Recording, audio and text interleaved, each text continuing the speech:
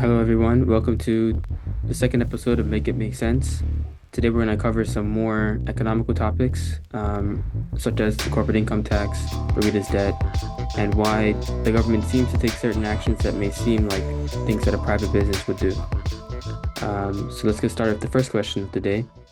Um, why has Bermuda had to take on so much debt over the past couple of years? Well, if you think about it, Bermuda, like any, first of all, good afternoon, and thanks for taking the time to have another chat this afternoon. I always like to say the fact that they are unscripted, and so you're going to ask me questions, and we're going to have a conversation, not based upon any prescribed questions or answers, and so we'll go from there.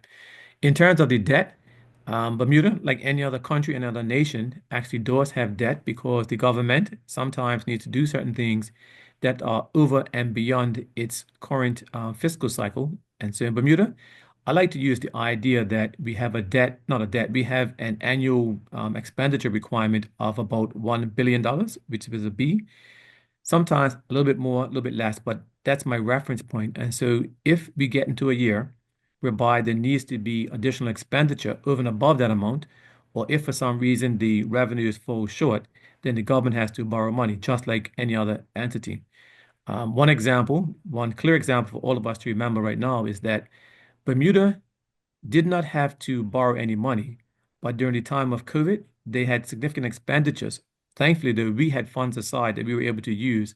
And I know that Minister Jason Hayward, in his responsibility, was able to provide assistance to the tune of about $70 million or so, which kept people at work. Because I know in some cases, people were not able to work because they had to shut down, but the government actually stepped in and paid salaries for a short period of time.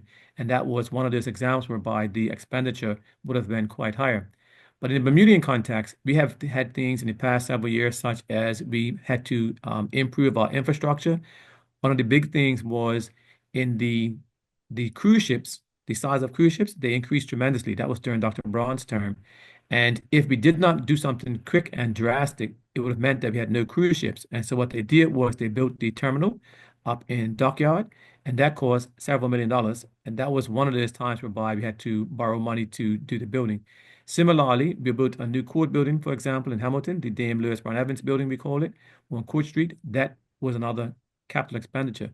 And so it's important to understand that when the government does borrow money, if it borrows money for capital items, which are items that will last for more than a year, so it's not the normal things like paying salaries. It's normally going to be building buildings, doing some roads, and those sorts of improvements. That's when they would incur debt. And so my point is that just like any other government entity, the Bermuda government does have debt, and it has accumulated over a period of time. I know that the Junior Minister of Finance, Josh A. Adams, has explained in many cases some of the expenditures, but he also made the point that it was not just the OBA, but also the PLP. And so both governments, both administrations have played a part in the debt being at what it is now. Okay. And so since you're talking about how it compares to other countries, if you look at certain metrics such as debt per habitant, compared to the GDP, how does Bermuda compare to other countries that have also had to take on debt, such as the US, England, France, etc.?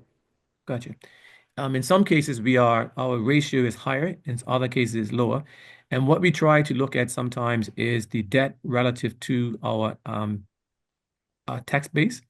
And so, as I said before, right now, if you think that Bermuda is able to raise its annual revenue, not revenue, but its annual, I guess, intake, which is all going to come from taxes, it's about a billion. Our debt would then be about 3.5. So it means that our debt is about three times our annual budget, which again is higher than some countries and lower than others. What's important though is that are we able to maintain our ability to repay that debt?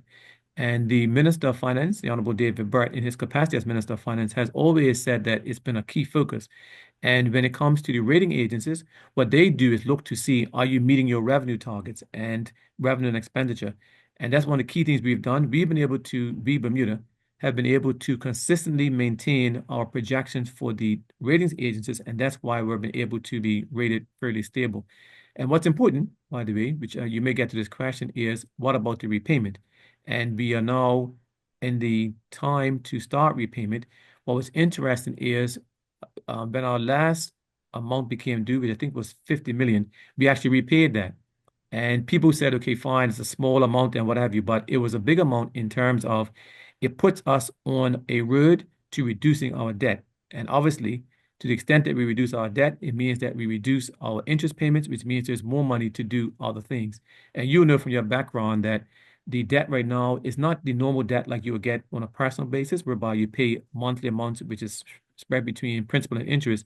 They're actually bond instruments. And so therefore, you pay interest only until the maturity date. At the maturity date, you have to decide, are you going to repay it or refinance it? And so that's where we are. So we were very happy to make sure that in 2023, we were able to start to repay the debt, which means that we're going to start to have less interest payments. Um, okay, and so what is the typical term of a debt of a bond instrument that you might take as a government? Are they usually maybe 20 years but callable in 10 so that you have to pay them off in 20 years, but you can pay them off in 10 years if you would like? Or is it more random and not as standard as that? Well, no, it's not random, of course. The government would always have a plan. And the last person to actually borrow money, I believe, would have been former Minister of Finance Curtis Dickinson. And he actually had, before he borrowed the money, they would have gone through a projection of what would be Bermuda's anticipated deficits and then borrow enough money to make sure we can cover all those deficits. And the listening public might recall that at the time that they raised the most recent amount of debt, there was a very good market in that the rates were very low. And so the Minister Dickinson at that time, he made a decision to actually borrow enough to cover it. And by doing so, and also given the fact that Bermuda had a good reputation, the average rate of interest on that debt was actually reduced. So that was a good thing. And then in terms of the time periods, they can range, obviously, as you know, from it can be anything, but normally it's going to be either 5, 10, 15, or 20 years. And so there is a variety of maturity dates. And if you look at the annual government budget book, you would see what the various tranches are. If I'm not mistaken, the next tranche that's due is in 2027, I believe it is, 2027, yeah. And it might be as much as 625 million. And in the recent communications in the public, the Minister of Finance, the Honorable David Burt, has said that the anticipation is that Bermuda will be able to repay the next tranche of debt without refinancing it. And that again would be a huge positive because it means, again, number one, there's less debt. And number two, there is less money going to be used to less money, sorry, that's going to be used for interest, which means again there'll be more money available for other things that are necessary, like schools and seniors and all the rest of it. Is there ultimate time goal with the new corporate income tax revenue and whatever other changes you may make, economically speaking, to when you hope to have the debt significantly reduced? Well, yes, as I said, the the corporate income tax officially takes effect this year, 2025. There are some questions in terms of when we'll start to see the actual cash receipts, but what the Minister of Finance has said is that the current estimated annual amount from corporate income tax is 750 million. And so that will go towards the ability to repay the next tranche of debt. So to answer your question, when the next tranche of debt is due to be paid, the Bermuda government, based upon current projections, plans to repay it without having to refinance it. So that'll be the first significant reduction in our debt for a significant period of time. What goes with that also, by the way, is in the current year, which is going to end in March 2025, the expectation is that there will be a budget surplus of $4 million, which again is the first time, well, the budget projection was for a surplus for the first time in 21 years. And now I believe the most recent estimate is that the surplus will be $4 million. And so it's a big deal, to be honest. It's really significant to get to a stage whereby the we are starting to have a surplus, because only when you have a surplus can you start to repay debt. So that is actually quite significant. Um, and what I will do is use as an example for the general public. It's almost like if you're riding a paddle bike, let's say, and if the pedal bike is going, for some reason, going a little bit backwards, like it's going down the hill, and you're trying to go over the hill, the first thing you have to do is stop the bike from going backwards, get your balance, and then pedal to go forwards. And so it's the same idea in terms of a deficit. We were having deficits for a long period of time, which is like a negative going down the hill. In order to go forward, go up the hill, you have to actually stop going backwards first. And that means we have to get to a point whereby we have a balanced budget or a surplus. And so that's where we are now. That causes us to be stabilized. And then with the surplus, we're able to move forward. And as I said earlier, now that we have a projected surplus, it means we have forward momentum and the car or the bike can now go over hill. And as we go over the hill, once you start going, the momentum builds and the faster you can go. And so that's, I think, a good analogy as to where we are with debt and the fact of the budget surplus. Okay. And speaking of the corporate income tax, we discussed it briefly last time, but I want to go a bit more into detail today with it. Um, so first of all, for a quick summary, just why is it here? Why has Bermuda decided to take on this corporate income tax? And what are the implications of it? Sure. That's actually, as you know, right now we're in election season, and some people are talking about the instability and what have you. But the fact remains that Bermuda did not itself say, okay, let's go and put in place this corporate income tax. It was actually done by the OECD, which is an overseas entity that helps to monitor different things. And depending on who you listen to, right? Um, well, Bermuda has done very well on the world stage when it comes to insurance and reinsurance, right? We are recognized as being probably the second or third largest reinsurance and insurance domicile.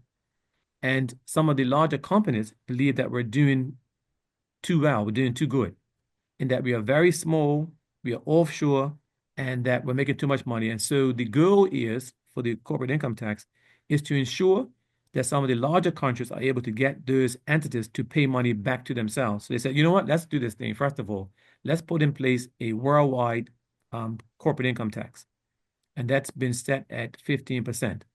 And so the goal now is that for all of these large multinational companies, if they qualify on a worldwide basis, then wherever their entities have where they're domiciled or where they operate, they have to pay the corporate income tax. So that's the starting point.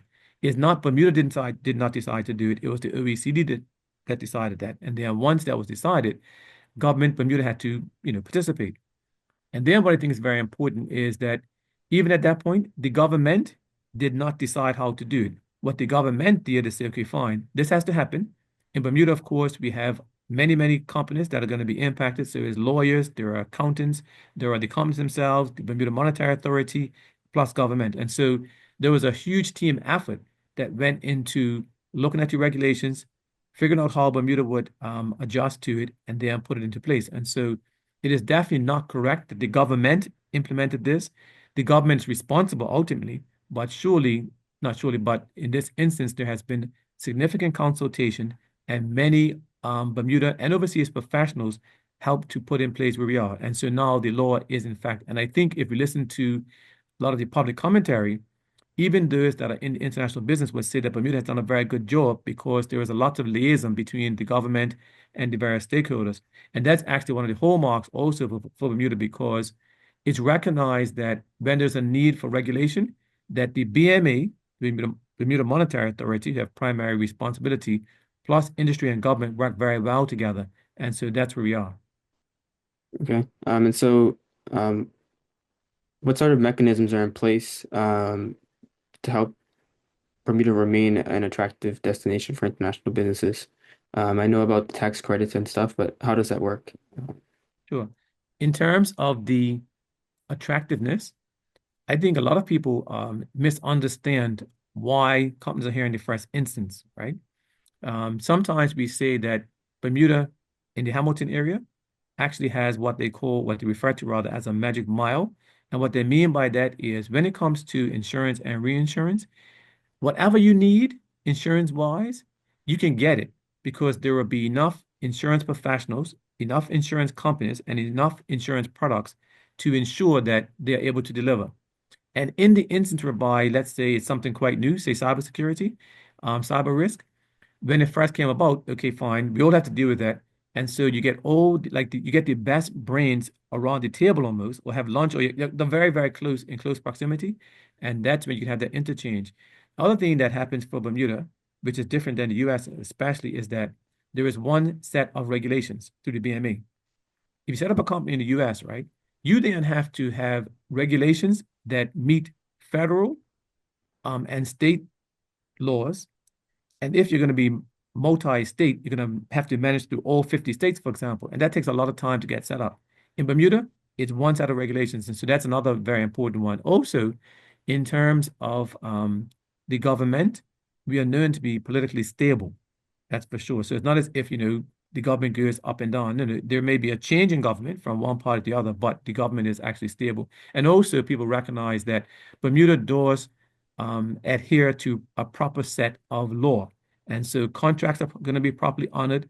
And we're also very, very efficient in terms of providing these support services. And so when it comes to law firms and accountants and other support services, they're also very much here. And so it's not as if the companies themselves are here just for tax purposes. Now, clearly, any company would want to minimize its taxes, but that's not the only reason why they're here. And so my real comment is that yes, some companies may decide for whatever reason they're going to leave Bermuda, but the comment that we have seen so far from industry is that the majority will stay because if they go, they have to pay the tax anyway.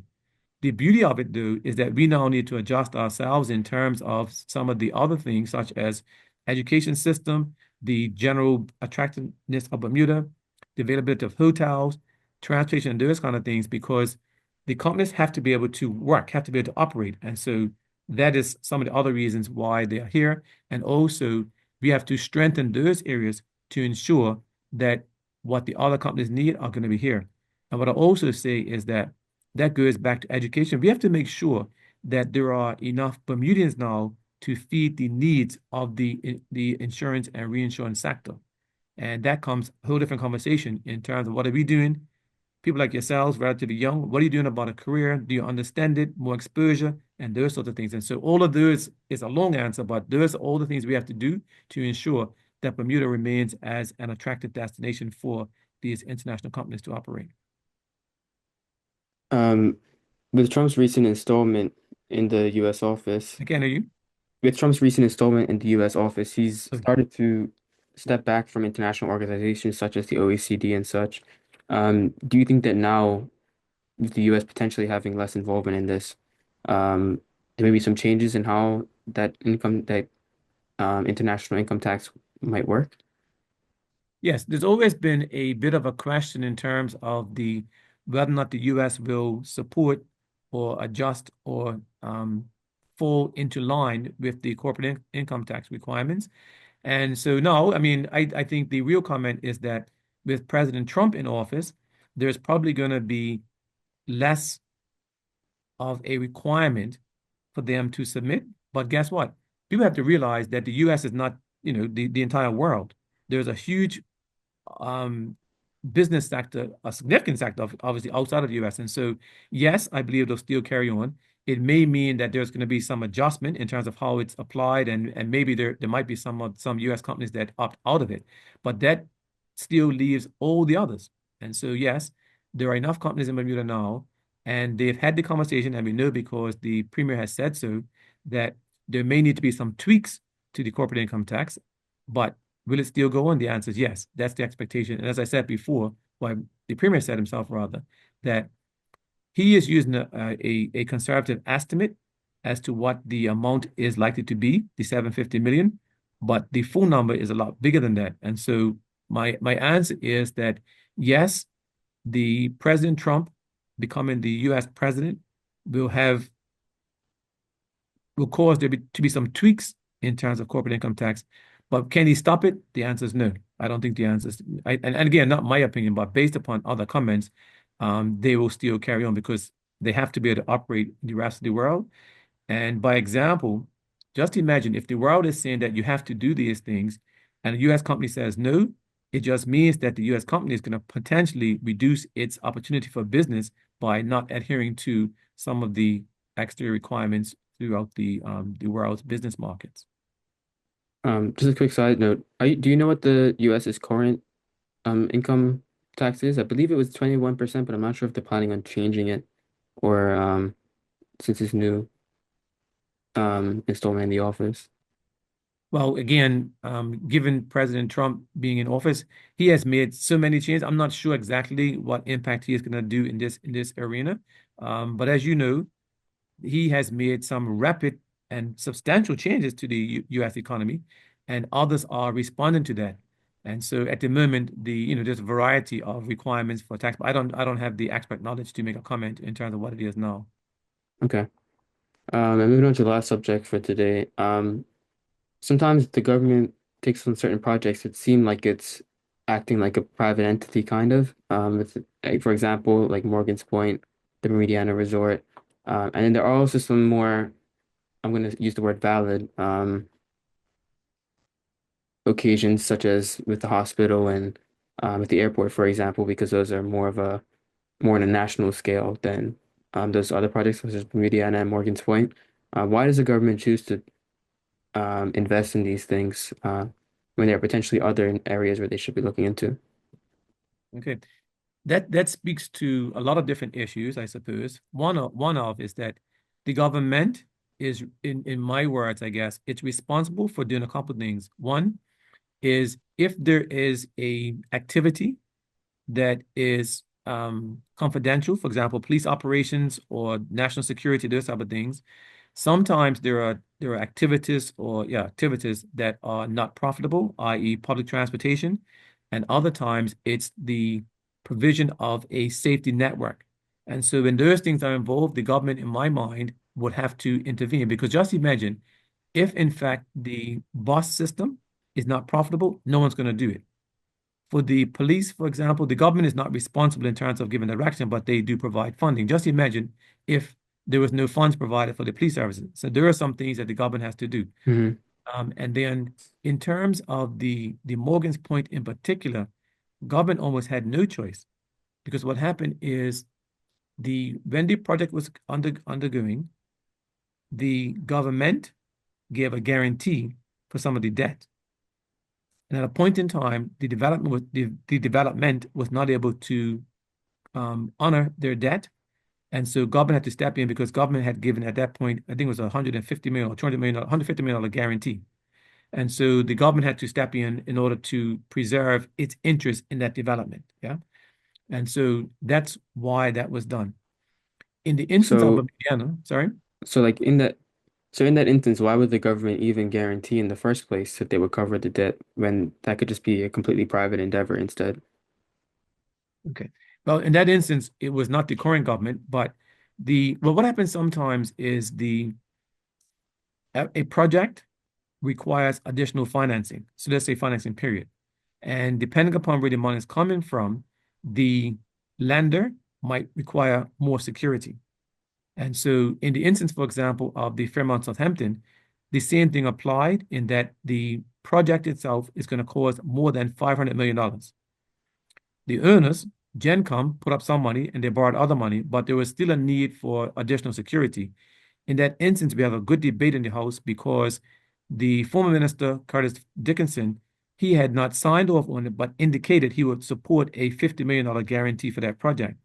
We then had to talk about it because the markets changed, rates went up, and all the delays, COVID, no 9 yards. And so we actually increased that guarantee to 75 million, but it was a whole different basis. And so what I'm explaining there is that sometimes there is a need for additional guarantee.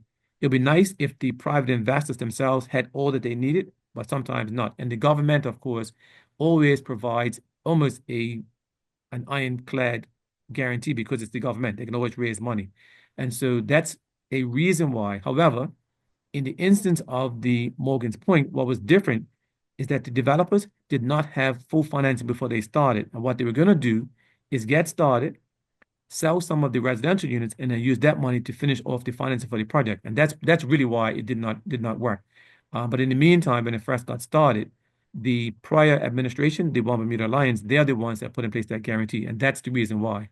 But with Bermudiana, it was a bit different in terms of it had gotten started, and Colonel Birch gave a good analysis of this, by the way, because he talked about it as it was being developed by Mr. Lopes, who had good experience in the past, had a good reputation, and so the government bought it to provide what was effectively going to be low-cost housing. Once they offered those units to the market, there was a lot of cry about the fact it's going to fall into the ocean and oh, whatever happened. And so the units could not be sold. At that point in time, though, the government had borrowed money to buy it.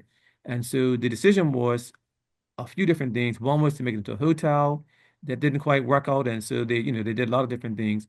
But ultimately, the number right now that I understand to be correct is that there is a $30 million loan attached to the property and has to be Hmm. serviced like any other debt. And so the goal is going to be to try to ensure that it's rented to whomever to make sure that the debt can be serviced. And so that's Okay. just two examples as to why the government does what it does in those instances. And your question is, why wouldn't it be a private investor? In that case, it was government bought the property to provide reasonable price housing. So that was a government initiative because otherwise it would not have been done. And in Morgan's Point instance, it had no choice because the prior government had given a guarantee and the developers were not able to service the debt. And so that's two examples. And so going forward, how might the government position itself differently to help avoid getting caught in situations like this? That's good. If you go back to the Fairmont Southampton example, it took a very long time for everything to get sorted out. And the one thing that happened under the guidance under the Minister of Finance, David Burton, in that capacity, and his team at the Ministry of Finance, they did a lot of work to understand what was actually taking place. What is the project? What it's going to cost? What's the variability? What debt was already in place?